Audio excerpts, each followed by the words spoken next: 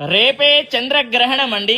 అనగా 3 మార్చి 2026 మంగళవారము నాడు వచ్చింది.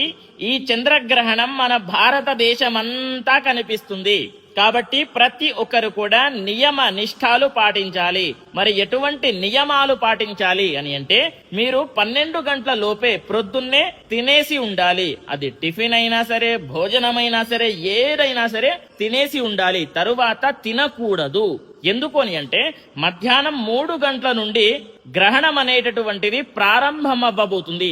ఎప్పటి వరకు ఉంటుంది? సాయంత్రం 7 గంటల వరకు ఉండబోతుంది.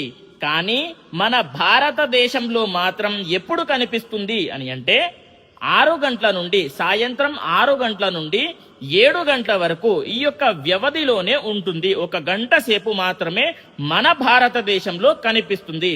ఇంకొకటి ఏంటి అని అంటే, మీరు తినేటటువంటి పదార్థాలు ఉంటాయి కదా, అది పాలైనా సరే, పచ్చడైనా సరే, ఎటువంటి తినేటటువంటి పదార్థాలైనా సరే, దాంట్లో గడ్డి, తులసి ఆకులు, దర్భ ఏదైనా సరే వేసుకొని పెట్టుకోండి. చివరికి మనము ఎప్పుడు తినాలి అని అంటే, సాయంత్రం 7 గంటల తర్వాత గ్రహణం విడిపోతుంది కదా, అప్పుడు స్నానం చేసుకొని ఇల్లంతా కూడా పసుపు నీళ్లతో చిలకరించి ప్రోక్షణ చేసి అప్పుడు తినాలి అనేటటువంటిది అందరికీ తెలియజేయండి.